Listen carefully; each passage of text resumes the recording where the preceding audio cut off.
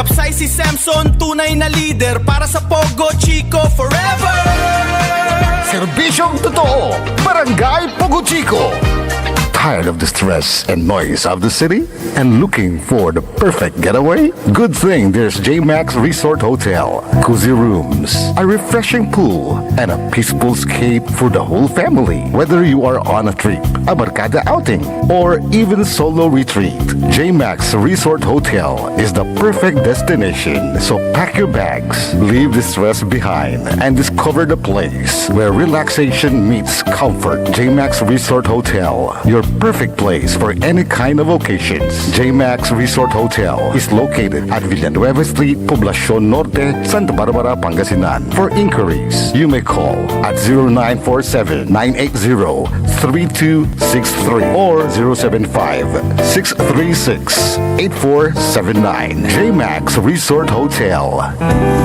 Parad Aliguas, tan Arangkaday Kalasyaw, ang inyong lingkod sa ating bayan. Ang bawat isa ay mahalaga. Sama-sama nating itaguyod ang disiplina, malasakit, at tunay na pagbabago. Sa tulong ng inyong suporta, patuloy nating mapapalago ang ating komunidad. Malinis, ligtas, at maunlad. Isang mensahe mula kay Mayor Patrick Agustin Caraman. Kasama ninyo sa bawat hakbang tungo sa progresibong bayan. Alagang Caraman, Kalasyaw, para sa lahat. Popular sa balita, popular sa musika. Pangasinan Golfwaves Network Corporation. Sa Pangasinan, we are the #1 pop music station. DWJE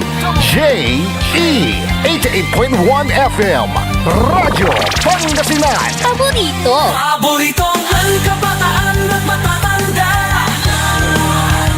Paboritong pakinggan sa bus, tricycle, jeep at mga opisina. Paborito mo, paborito ko, paborito natin lahat. DWJE 88.1 FM Radyo Pangasinan. #1 pop music station. Paborito. Ang susunod na programa ay rated GP. GP? Ano yun? Garantisadong pampaborito! Wadyala sa programa Mambangon si kayo kapaborito. Pakaringalan na sari balita, impormasyon at loob tanpaway na luyag na Pangasinan. Maabig yakabwasan Pangasinan. Maabig yakabwasan Pangasinan. Kaiba sa kapaboriton Dennis Mujares tan sa kapaboriton Errol Horado. Jalabat at DWJE 88.1 FM Radyo Pangasinan. Maabig yakabwasan Pangasinan.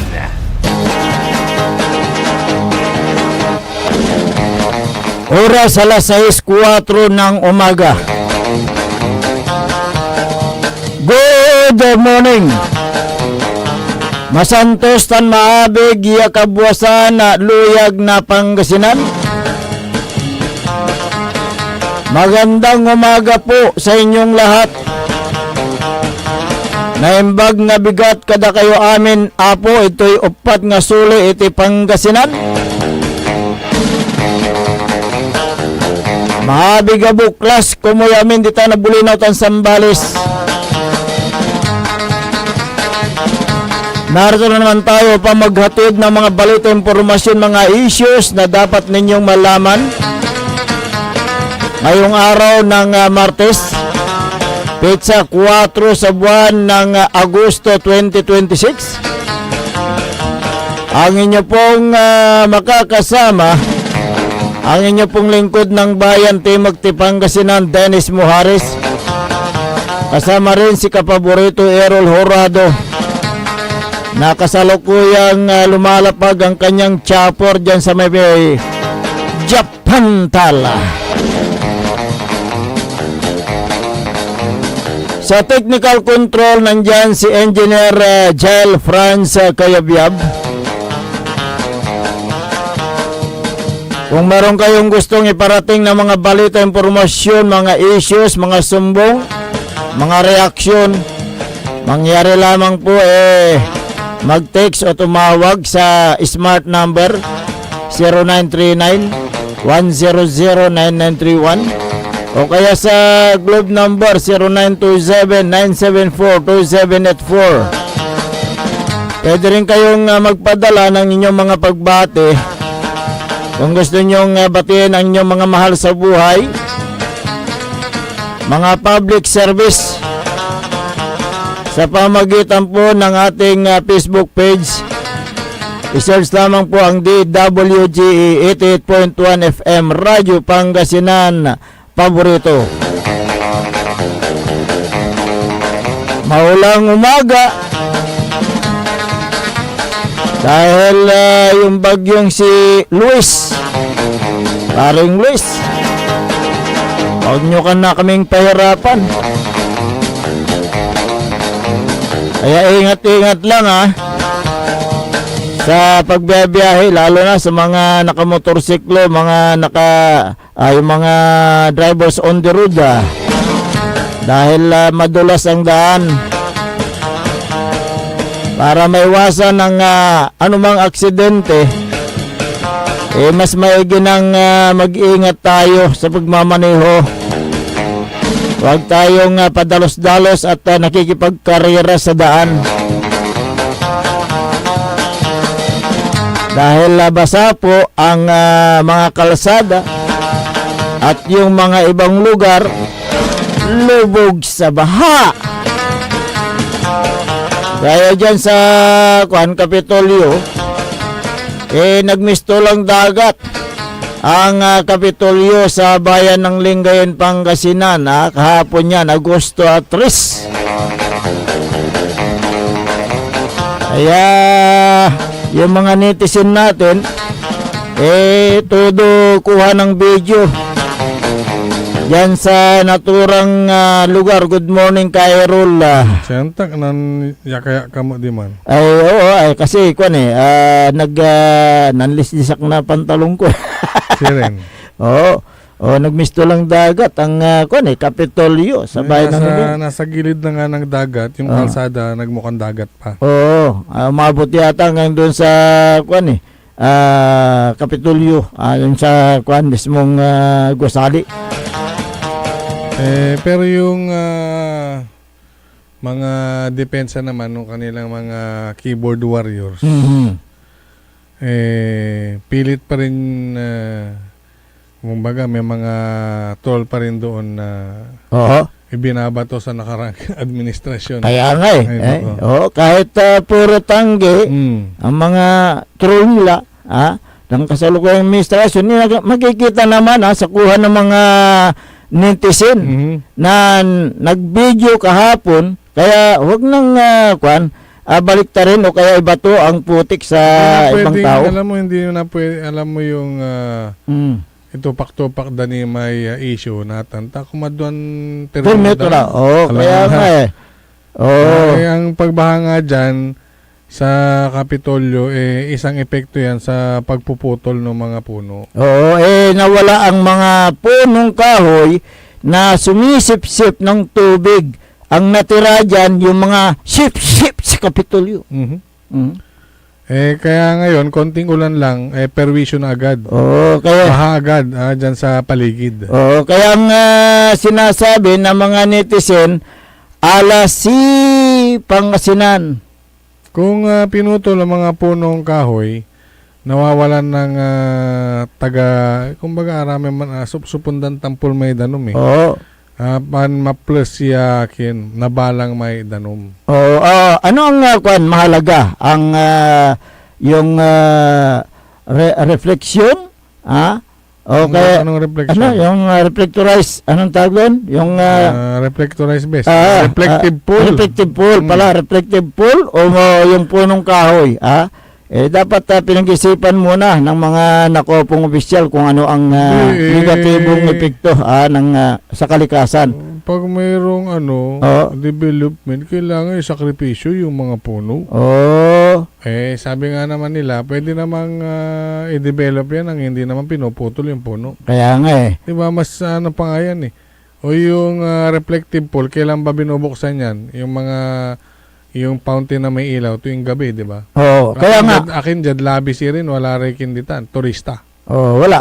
Oo. Saan institutan si rin, diri-diritso. Tandi mat. Kaya nga. So ngayon, hindi na. May babayad ka pa ng maintenance dyan. May maintain mo pa yan. Yung mga puno, wala namang maintenance yan eh. Kaya nga naging Alasi reflective pool.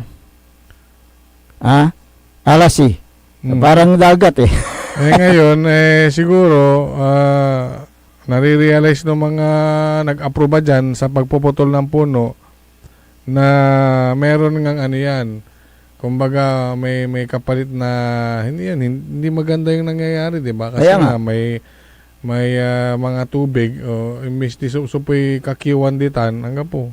Kaya nga.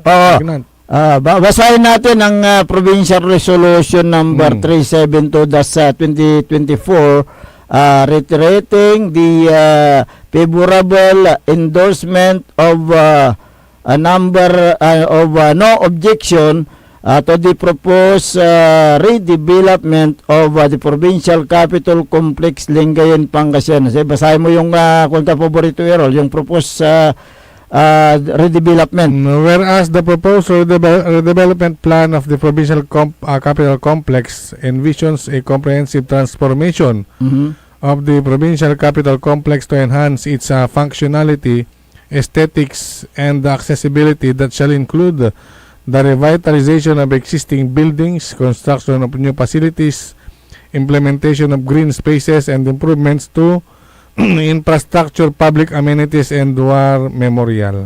Sa ilalim ng Provincial Resolution number 1057-2023 na inaprubahan ng Sangguniang Panlalawigan members na walang nag-object. Ito ay naprubahan noong Disyembre 11, 2023, entitled the Favorably Endorsing and Interposing No Objection to the proposed redevelopment of the Capital Complex Lingayen, Pangasinan. Ano yung sinasabi ng Provincial Resolution? Whereas the full implementation of the project necessitates the cutting / removal and transfer of trees and other vegetation. Cutting / removal. So malinaw na ang mga kahoy. Malinaw na ang Sangguniang Panlalawigan ay gumawa ng provincial resolution para tanggalin, putulin, imassacre yung mga puno sa paligid ng Kapitolyo. 'Di ba? So yung last paragraph yung resolve kapaborito, Errol. Resolve finally that copies of this resolution of be furnished to the governor, to the Mr. Manuel Calairo, Chairman of the National Historical Commission of the Philippines, Mayor Leopoldo Batawil, Municipal Mayor Lingayen. That time, that time kasi 20 ano yan eh. 2023. San Engineer Ronel Tan, DPWH Regional Director, Engineer Noriel Nisperos, OIC, Community Environment and Natural Resources o Senro. Certified, wala rin pirma-pirma dyan, attested by Governor, Presiding Officer, na may Secretary to Sangguniang Panlalawigan. So, aman may ken. Aman may resolution. Correct. Pero may nakita ako dyan na yung hindi sinulatan yung DNR Regional Office dito lang sa may Senro, Dagupan. 'Di ba? Di ba? So yun po yung dyan. Malinaw ang nakasaad sa Provincial Resolution number 1057-2023 na inaprubahan ng Provincial Board Members sa pagpuputol at magmassacre ng mga century trees na nagdulot ito ng matinding debate sa pagitan ng mga tagapangalaga ng kalikasan at ang pamahalaang panlalawigan. Kaya ngayon nagdulot din ng malaking pinsala sa Kapitolyo dahil sa malawakang pagbaha. Kaya kinundina ng mga environmental group ang pagpuputol ng mga century trees yan sa Kapitolyo. Ang tugon ng pamalang panlalawigan, may hawak daw silang legal na permit. Kaya nga yun na pagpuputol ng mga puno coming from DENR. Sinro Dagupan yung permit nila. So hindi naman magbibigay ng permit for cutting trees ang DNR kung walang legal na basihan at lalong hindi gagawa ng resolution ang provincial board kung hindi utos ng nakakataas. Di ba? Yun yung kung dyan sino yung nakakataas? Ang Kapitolyo, isa sa mga rason, wala nang panangga sa ulan dahil ubos na mga punong kahoy dyan. Kaya yun ang isa sa mga dahilan dyan. Kaya ang kaninang kalikasan ito, galit sa mga anti-environment. Kaya yung pagpuputol kasi ng punong kahoy ay may batas po yan. May batas. Kung hindi ko nagkakamali, nasa Presidential Decree 953. Yung batas na yan. Pagkihasal sa mga kapaborito Aero. Ano yan yung? Presidential Decree 953. Kung hindi ako nagkakamali. Kung hindi ako nagkakamali yung pinagbabawal ang pagputol ng mga punong kahoy. Diyan pala yung listahan sa iyo Hindi, naisip ko ano yung na yan, yung eksakto na yan. Nakasaad yan sa naturang batas na yan. Yung nakalagay dyan, obligadong magtanim ng puno. Bawal ang walang otorisasyon na pagputol, pagsira o pagdamage sa mga puno. Okay. Yung parusa, 500 pesos lang naman hanggang 5,000. Ang baba. Ang baba naman. Pero yung na yan yata, Presidential Decree na yan, ang nakalagay dito, requiring the planting of trees in certain places and penalizing unauthorized cutting, destruction, damaging, and injuring a certain trees. Plants and vegetation. Hindi, nagtatanim naman na sila daw ng mga punong kahoy doon sa paligid ngayon. Okay. Tatanim daw sila Pinutol nyo, tapos tataniman nyo. Kaya nga pero it's too late. Kailan mo pa aantayin yung mga pinatayong mga puno dyan ngayon? Yung pinalit na puno dyan. Kailan mo pa aantayin yan? Ilang taon. Samantalang yung mga nananahimik na mga punong kahoy dyan, na sila po ang nakakapagbigay ng tulong para sa atin, ang ginawa, minasakar. Kawawa itong mga punong kahoy. Hindi ba nakakalingawa? English yung minasakar. Pangit pakinggan pinagpuputol. Pinagpuputol. Pinagpuputol. So yun po yung dyan, nangyari dyan sa may Capitol compound, kung saan nagmistulang dagat, alasi sabi nila ang Pangasinan. So yun po, dapat na pangalagaan natin itong mga punong kahoy upang sa ganon ay mayroong panangga sa tag-ulan.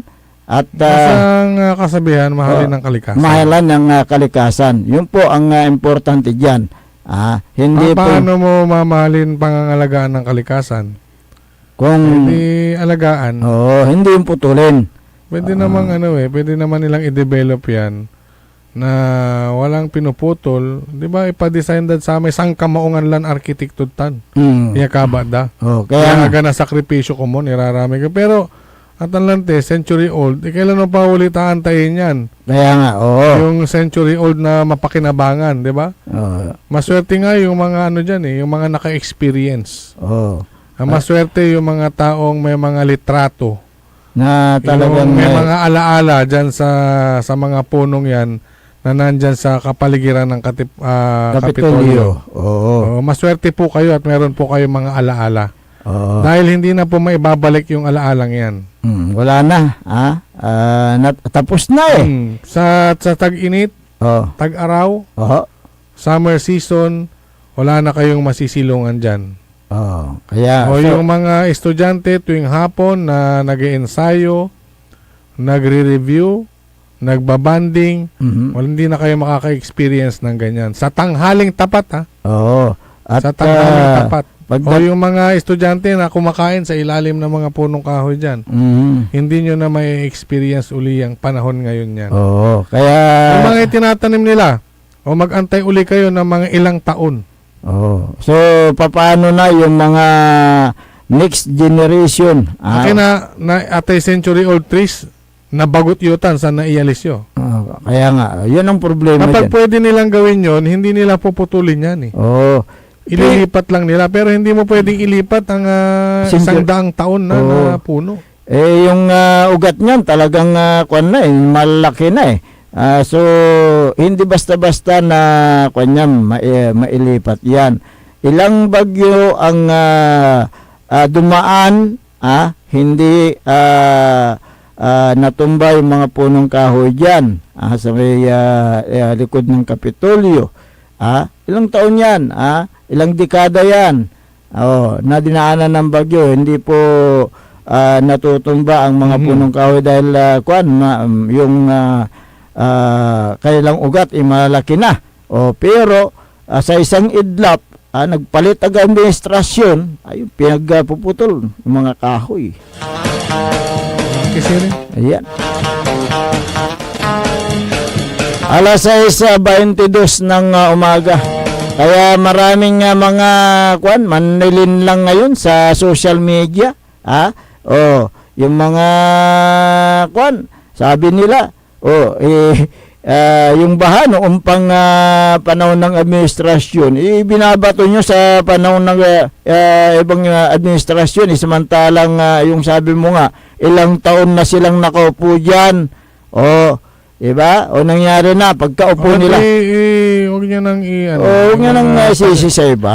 Tagasagot na dyan sa social media. Huwag nyo nang isisi dahil hindi naman nagputol ng puno yung nakaraang administrasyon. Ang tanong, sino bang nakaupo ngayon? Diba? At saka nung panahon ng mga Espino, naalala ko lang pag ganitong may bagyo, indadagam dararamay kakiwan, hanggang gawan din ganyan da itutuk ang andan di ba? Karga anday brace. So, Kaya nabilay labat, diba? May tanaman ditan. ang kuwan dyan, madaling salita, mapagmahal sa kalikasan ang mga Espino. So, yun po.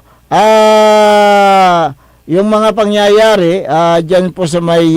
Bagay, di naman may kakaila yung mga nangyayari dyan. May social media naman eh. Correct. Okay, nang damat ng tura may kinditan. At saka yung mga pumuntag dyan na kahapon na kumuha ng video, pictures, talagang legit.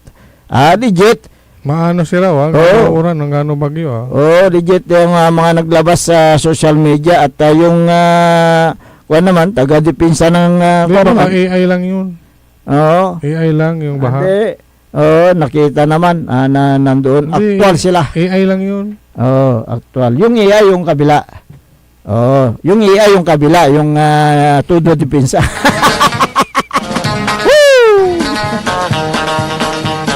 Hindi maako. Ang mga pangyayari ngayong kapalpakan, ibinabato, ipinupukol sa ibang tao. Good morning kay Kapitan Justin Espino ng Barangay Poblacion East, Kap. Bautista, Pangasinan. Kap Justin, good morning sir. Good morning. Long time no see. Oo nga eh. Kapitan na rin. Justin, Sana makapasyal ka man dito sa ating hempilan. Para sa ganun, kuwan naman. Makapaghuntahan. Ayan. Kwentuhan naman tayo. Sa tagal ng panahon. Ayan, hindi tayo nagkikita. Good morning kay Lisa Sim, ayan, nanonood sa ating palatuntunan. At ganoon din kay Ima Duque, ayan. Caramel de la Cruz, magandang umaga dyan sa may San Carlos City. At kay Madam Geraldine de la Cruz. Magandang umaga rin kay Mar Pascua at Sylvia Romero. Kay Merlit Abilia, magandang umaga.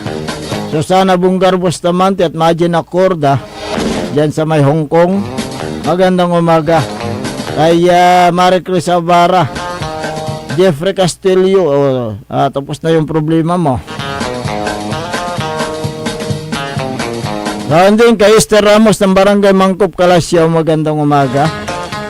Maki Mapalakapak Soriano ng dyan sa may kuan, Mapandan, Pangasinan. Barangay Barangay Jimenez, ayan. Si Paing Palos ng Barangay Kalawagan, Lawak, Pangasinan. Ganoon din kay Marilyn Faruna, magandang umaga sa inyo.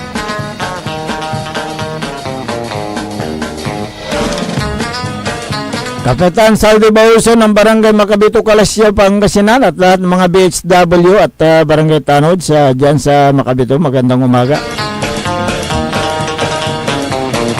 Sa aming pagbabalik, talakayan din natin yung schoolers. Nakatanggap na ba kayo ng 20,000 bawat isang schoolers sa 5 mapipili bawat barangay? 5 maswerte. Limang maswerte. Mapipili. Yan po ay aming tatalakayin makalipas lang po ng ilang palala. Ang puta-putang Iran balita. Kulelat na nga yung tatay, kulelat pa yung anak. Ang puta-putang Iran sunata. Hawak mo ang beat. Son ang puta-putang Iran impormasyon. Aya sa number 1 pop music station. DWJE 88.1 FM. Radyo Pangasinan. Paborito. Talaranan sa paboritong herbal ng bayan. E-Karma Health Option. Kaiba sa paboritong doktor. Dr. Glenn Soriano. At programan Early in the Morning. Alas 7 hanggang alas 8 na kabusan. Kada Sabado. Jalaban. At paborito yon istasyon. DWJE 88.1 FM. Radyo Pangasinan. E-Karma Health Option. Mare! Kabigla ka naman, Mare, ha? Grabe, gimagana ka, Mari, di mo sinabi na uwi ka pala ng San Carlos. Ay, oo. Namiss ko na kasi dito ang pamilya ko. Ito na palang San Carlos ngayon. Grabe, Mare. Ang laki na ng pinagbago. Siyempre naman, Mari, alam mo ba na dito sa syudad natin, malaki na talagang pagbabago. Mula sa mga infrastruktura, nandiyan na mga konkretong daan at mga bagong pasilidad. Wow! Meron din tayong trending na ayos, kalusugan karavan na nagbibigay ng libreng serbisyong medikal. Palit-palitan, ha? Saka, nandyan din ang mga programang pag-agrikultura para sa ating mga magsasaka. Ay, wow! At higit sa lahat, Maria, ang pagpapanatili ng peace and order ng ating syudad. Perfect! Di lang yan, binibigyan din ng halaga ang kapakanan ng lahat ng tao at pantay na karapatan sa mga serbisyo ng gobyerno. Grabe, Mare! Ang bongga na talaga ng San Carlos. Parang ayoko na bumalik sa ibang bansa. Oo, Mari, kung ako sa'yo, dito ka na lang sa San Carlos dahil sa San Carlos, tunay na subok na ang serbisyong ayos. Mayor Julia Ayer Resuello po, kasama si Vice Mayor Jose Resbox Resuello at ang Sangguniang Panglungsod ay nandito upang umagapay at magserbisyo sa ating minamahal na syudad. San Carlos, maunlad, ligtas at maayos. Looking for a place where comfort meets flavor? Welcome to Cafe Medardo, nestled inside Coras Manor and Garden in Mapandan, Pangasinan. Your cozy escape just off the town's heart. Start your day with a rich aroma of freshly brewed coffee. Savor our signature blends, perfectly paired with warm pastries straight from the oven. Indulge our mouth-watering pasta, all and chef-inspired specialties made with love in every bite. Whether it's a casual catch-up with your friends, a family celebration, or a quiet moment just for you, Cafe Medardo is your perfect spot to relax, connect, and enjoy.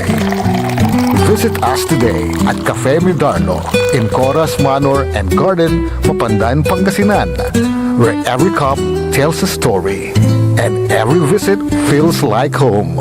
Cafe Midarlo, where every sip feels special. Mga kababayan ko sa Malasiki, ang maayos at maunlad na komunidad ay nagsisimula sa ating lahat. Makilahok sa mga programa ng ating lokal na pamahalaan, kalinisan, kalusugan, at kaayusan.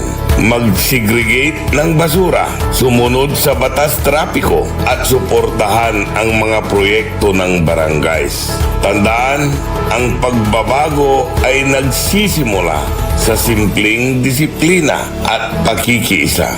Sama-sama tayo para sa mas ligtas, malinis at maunlad na bayan ng Malasiki. Ang LGU at mamamayan magkaisa para sa kinabukasan. Ako po ang inyong lingkod, Mayor Alfe Soriano ng Bayan ng Malasiki. Mga kapaboritong tagupenyo, may bagong saya at pagkakataon ka na naman para manalo. Ipinakikilala ang bagong Authorized Agent Corporation ng STL sa Dagupan, ang Golden Key Play Corporation. Mas pinaantig, mas exciting, at mas malapit sa inyo. Araw-araw, may tsansa kang mag-uwi ng papremyo.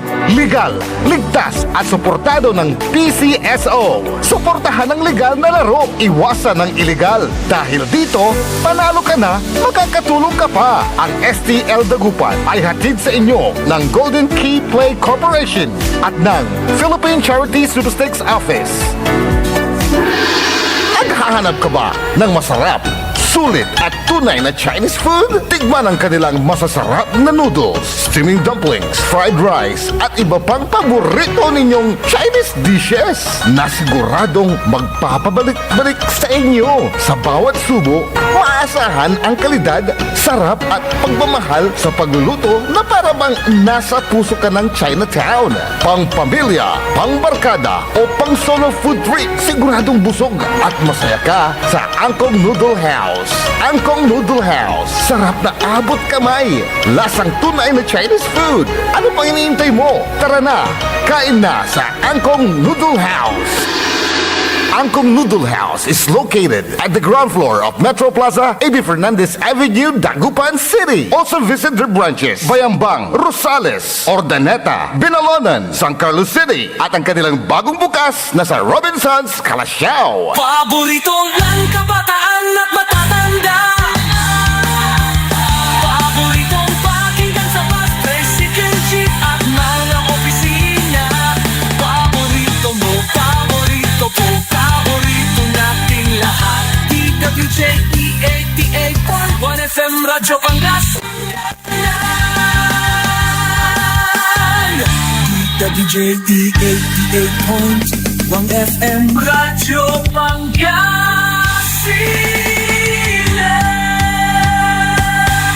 Paborito. Bumangon na! Samahan ang inyong mga kapaborito. Maabigyan ka po sa Pangasinan. Dennis Muhares, Errol Hurado, ang gigising sa inyo tuwing umaga sa programang Maabig Kagabosan Pangasinan. Dito lamang sa #1 Pop Music Station. WJ88.1 FM Radyo Pangasinan. Alas 6:34 ng umaga sa pagpapatuloy ng ating palatuntunan Maabig Yakabuasan Pangasinan. Ang inyo pong nakakasama sa umagang ito. Ako pa rin po ang inyong kapaborito, Kuya Errol Hurado. Macterion Lingkor at Magti Pangasinan, Dennis Muhares. At kasama din natin dyan sa may technical control si Engineer Jal Franz Kayabiab. Kung meron kayong mga gustong iparating na mga balita, impormasyon, mga issues, mga reaksyon, mga sumbong, pwede kayong tumawag o mag-text sa pamagitan ng ating smart number 0939-100-9931 o kaya 0927-974-2784. At sa atin pong Facebook at YouTube, DWJE 88.1 FM Radyo Pangasinan. Ayan. Oh, good morning kay Michael Mariado Suganova. Gawin din kay Joby Riolalas ng Sangkintin. Pa-shout out po, sir, sabi niya. Good morning. Naimbag nga bigat kada kay amin dita ili iti isang kintin. Sinayda Zamora Gilbert. Good morning mga sir, sabi niya. Good morning din sa inyo. Alas 6:35 ng umaga. Oy, kayong mga barangay official sa buong bansa, lalo na dito sa lalawigan ng Pangasinan. May inilabas ang Department of the Interior and Local Government o DILG na alituntunin para sa bagong Pilipinas Barangay Scholar Program. Nagdala ninyo na siya ang gapon Wala pa yata. Sa ilalim ng bawat barangay makikinabang program, makikinabang ang 5. 5. Ayan, Bawat barangay, 5 ang makikinabang program. Ang bawat barangay sa buong bansa ay pipili ng 5 mag-aaral sa kolehiyo na susuriing mabuti upang mabigyan ng 20,000 pesos na tinatawag na finisher fund mula sa gobyerno nasyonal. Nabanggit ang yung pagpipili ng 5 mag-aaral na nasa 4th year college o yung graduating student, nagkakaproblema ngayon ang mga punong barangay kung paano ang kanilang gawin sa dami ng mga mag-aaral sa kanilang barangay. For example, 20 yung mag-aaral na graduating student. 5 lamang ang mabibigyan. Magtatampo yung 15 estudyante. Automatic merong sasama ang loob dyan. Kaya nga. Kunyari, merong 20 sinabi mo. Lahat sila qualified. Kaya nga Walang tapon. 5 lang. Anong gagawin nyo dyan? Draw lots. Kaya nga yun nga. Yun may mga paraan. Yun nga na ginagawa ng mga barangay officials, yung iba sa dami ng kwalipikadong mag-aaral sa kanilang barangay, yun nga yung draw lots. Kaya nga bunutan para walang masabi ang bawat isa. Ang mga ibang kapitan pinaubaya sa mga kagawad na buhaya na sila ang at pumili ng 5 mag-aaral upang walang panagutan ang punong barangay. Ano yan? Scapegoat yan. Paano agang sakit sa ulo to, ipasi to da kagawad. Tigari kagawad Pitura. Tigari na ala. Limara. Ayan. Ayan. Yung mga ibang barangay, kinakausap yung mga mag-aaral kung paano sila ang magresolba. Hindi pwedeng makialam kasi ang barangay dyan Hindi pwedeng ang magdesisyon ang kapitan na, paldo kayo. Paldo kayo. Pwedeng may reklamo si kapitan dyan. Katon na si gagawan dararamay may barangay officials, especially barangay kapitan, raramay ang ipasa requirement, iakapasa, tugyo pantura, pantutungtungan nyo, noon tayo marakap. Maganda yun. Di ba? Wala may katungtungtan kapitan at si kwanto at may sakay scholar, may ateng to, agtugabay, so walay kaapag. So yun ang problema ngayon. Pero may babaliditan. Katong si ginawa draw lots, natan. May mangko-complain, bago sungaran to. Di nga po yung pagto. Ayan, Kaya yun ang kwan dyan. Kasi paano kung may mga yung nagreklamo, especially ang kwan dyan, unang-unang magreklamo dyan, yung yung magulang ng bata. Kasi yung sistema, sabi nila, mali. Pero pag idinaan mo sa bunutan, walang angal. Kasi pumayag ang bawat panig di ba? Kaya ito ang malaking problema, itong pagbibigay ng 20,000 bawat isang mag-aral sa 5 estudyante. Dahil sa limitadong slots, hindi mo may aalis sa mga isip ng kabarangay na merong palakasan. So may asing papatugan, si Kato. Oo. Meron dyan, wala ngang kapamilya ni Kapitan. Second degree, third degree, fourth degree, hanggang wala siyang kinuha para walang masabi. Oo. Pero may anak na chicks to, inidan to. Ayan. Kung may mga reklamo, maaari silang kwan dyan. Dumulog sa DILG, humingi ng official na listahan sa pamantayan kung paano ang pagpili. Kung mapatunayan na pinili si Kapitan. Kaya nga Siyempre, hanggang pumusuon namin ditan. Oo. Pasimplihan na pasimplihan, oo. Kaya yung iba, ang hinala, ang nakukuha ang scholar ay mga kaanak.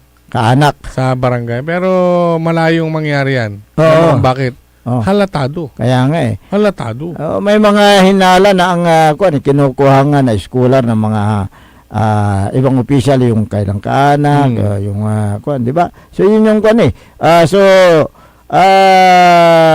walang kasi hindi dinaan sa pampublikong konsultasyon kung paano ang pagpili ng mga kwalipikadong mag-aaral.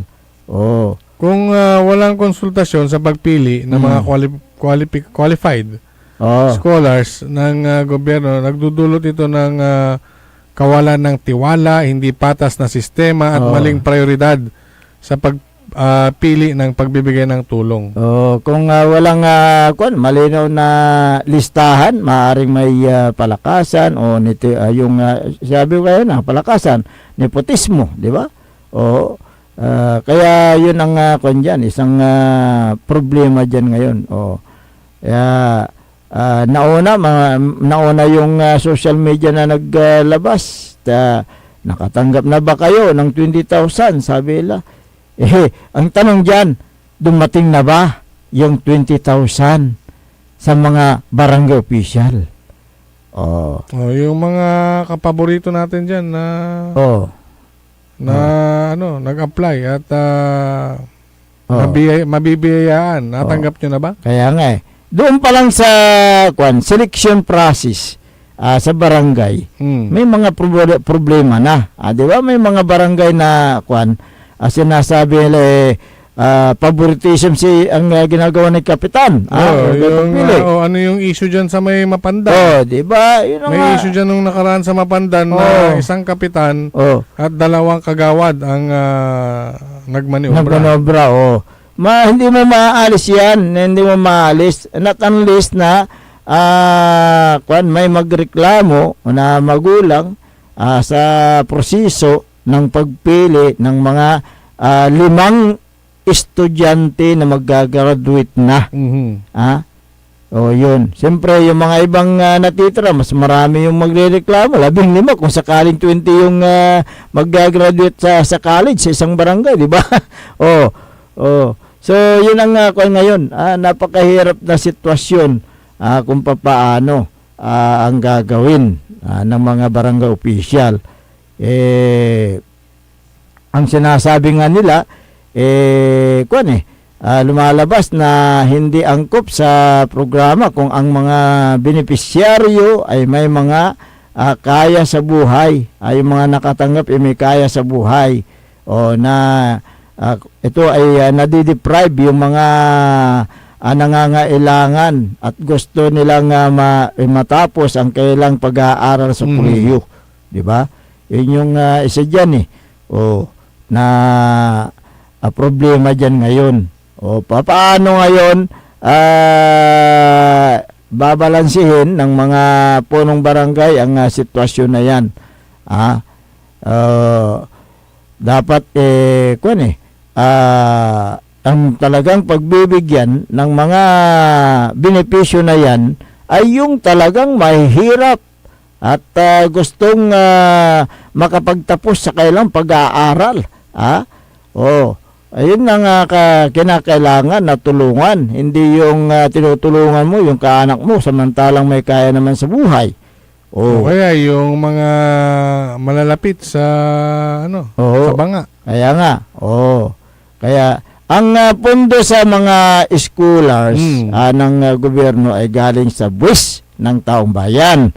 Kaya hindi ito pag-aari ng politiko para ipamigay sa kaanak.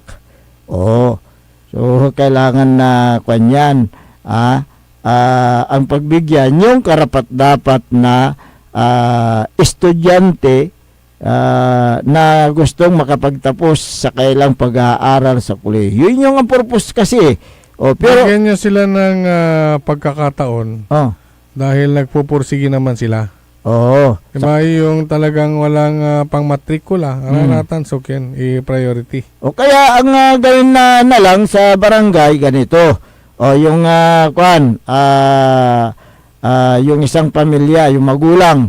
Ilan ang anak mong pinag-aaral mo sa kolehiyo? Kung sabi nila 5, 4 o 3, mahirap ang kailang buhay. Graduating na yung anak nilang isa. Doon na lang. Di ba? Bigyan yun ng isang prioridad na mabibigyan sana ng naturang benepisyo na yan. Kaya't yung programa dito sa Dagupan. Scholar lang din ang pinag-uusapan.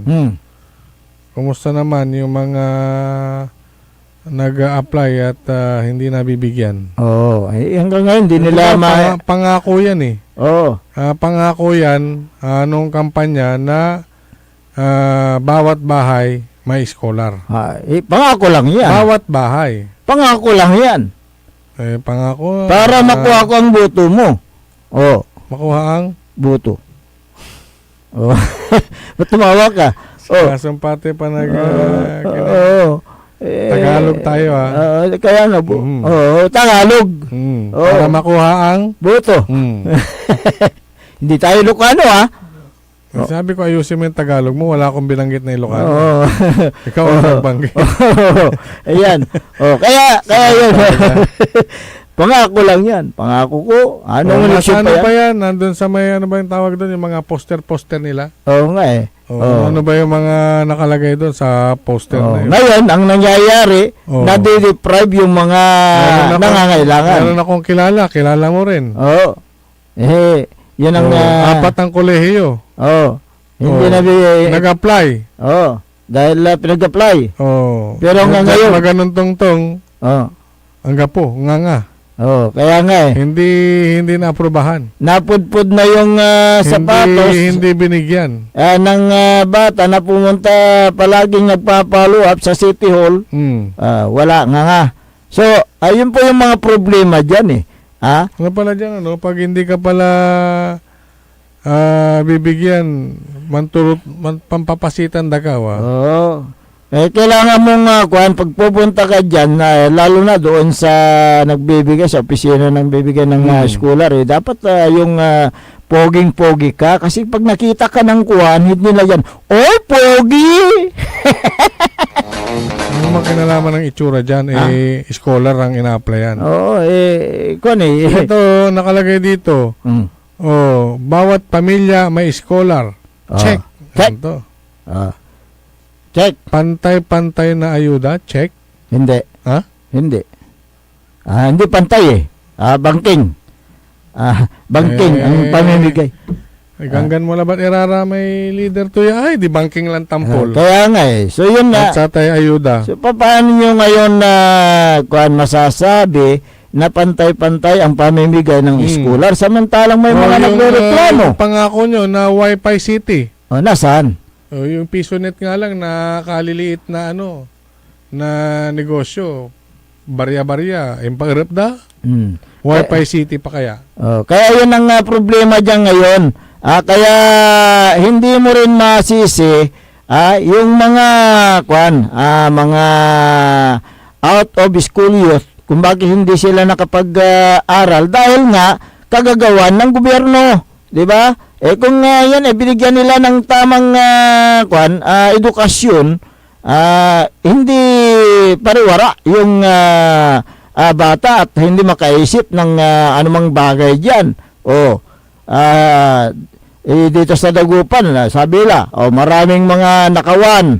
Bakit nangyayari yung nakawan? Dahil nga kulang sa edukasyon na binibigay ng lungsod ng Dagupan. Yung mga supposed to be na mapagbigyan ng yung edukasyon, wala.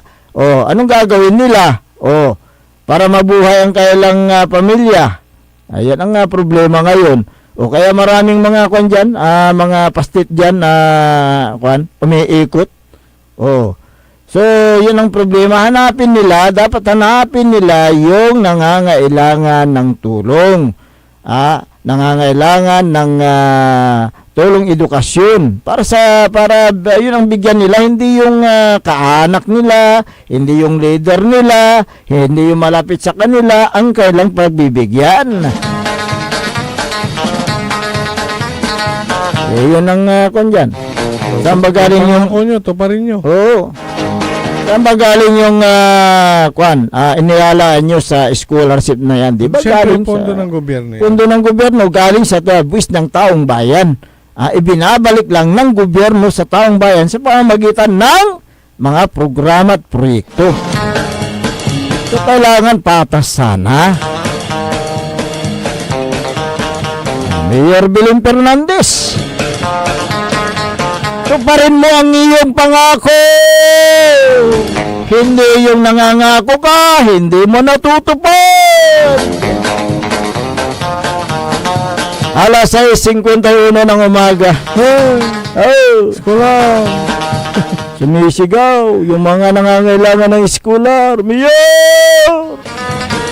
Nasaan yung scholar? Sagot naman. Nasa kaanak ko. Nasa leader ko. Sige! Malaga na rin mo. Tayo babagamay. Good morning. Scholar sa bawat bahay. Scholar sa bawat leader. Mabata-batar man yakin man wala kinda. Wala sa may tarpaulin. Tarpaulin. Nan sikato at umbabatik ng 2022. Pero hanggang ngayon? Analo ng 2022. Analo 2025. Wala lang scholar bawat bahay. Kung nabigyan ang lahat ng mga mga bahay, dapat may ata na pangako ang gapoy pinili. Tapi kiyan makapan-aral iraramay gabay di man aral agara kiyan nasibletan. Correct. Iraramay estudyante kaya talagang mampupursigi aray atateng at ang gapoy pakayari. Hindi, nabigyan ko naman bawat bahay. Nabigyan ko bawat bahay. Ng ano? Scholar. Talaga? Oo. Kaya akin may kaba mo akaba ko pati rekolehiyo to hanggang sa kiyang gapo Kaya nga, bakit may mga nagrereklamo kung nabigyan yung mga bawat bahay, di ba? Oo. So, diyan pa pumapasok yung favoritismo. Oo. Sana kayong mga iniluklok ng taong bayan, maglingkod kayo ng patas. Dahil kayo po ay inutusan lang dyan para kayo yung instrumento para may parating yung mga programa sa mga tao. Atong Rimo! Si kayo implemented sa total pangakuyutan. Yan. Maaga! Maaga si Atong Rimo. Ayan. Hindi tamang palmusal. Ayan, Good morning, Atong Rimo. Ka-Orly, tama lang. Hanggang programa si Ka-Orly, man almusal tayo di Atong. Ayan, okay. Jeffrey Castillo, good morning.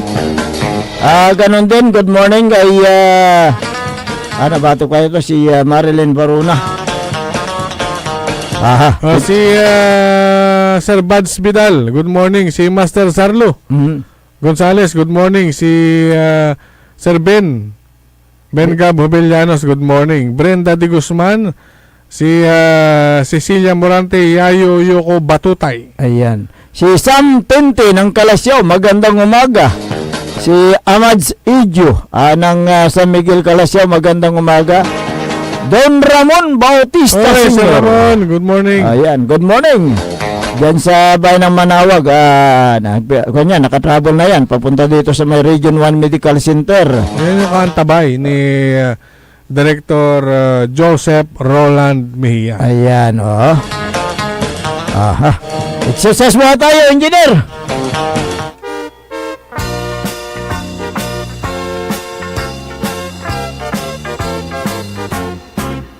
Exercise tayo tuwing Good morning kay Mayor Patrick Agustin Karamat ng Kalasyaw. Si Councilor Kyle Gaspar, good morning. Councilor Elias Villanueva. So si Councilor Manny Datwin, Aha. saka si Engineer Ben Datwin, good morning. Good morning din kay former Councilor Gerald Apicial at former Liga President Carlito M. Diuna. Good morning kay Kapitan Justin Espino, Barangay Poblacion East, dyan po sa may bayan ng Bautista. Good morning, Kap. Ayan. Morning, sir. Good morning din sa mga nandyan sa may mayor's office, si Madam Marmy, si Boss Carlo, si Sir Bayan, si Sergeant Basa, Master Sergeant Esteves. At ganon din kay Madam Jubet Apiado Esteves, magandang umaga.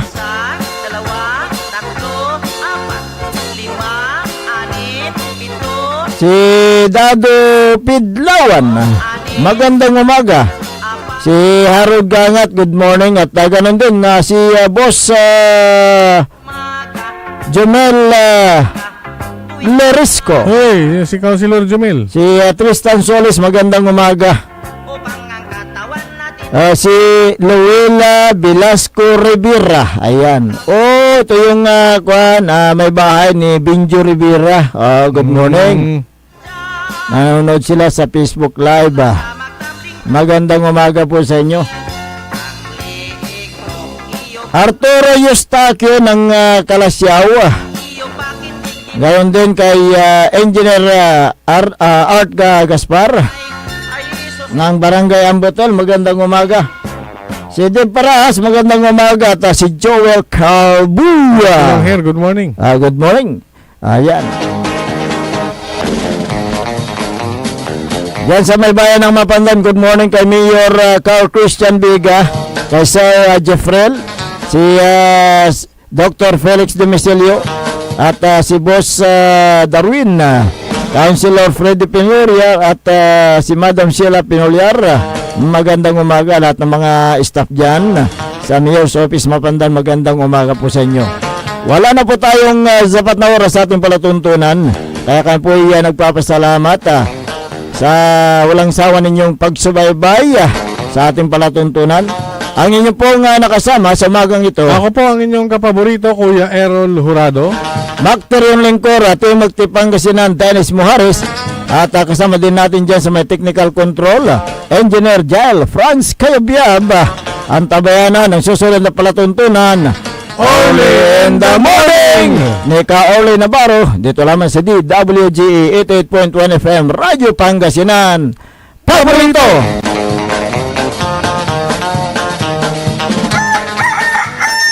Wadyala sa programan Mambangon si kayo kapaborito. Pakaringalan, nasari balita, impormasyon at loob tanpaway na luyag na Pangasinan. Maabig yakabwasan, Pangasinan. Maabig yakabwasan, Pangasinan. Kaiba si kapaboriton Dennis Muhares tan si kapaboriton Errol Jurado. Jalabat.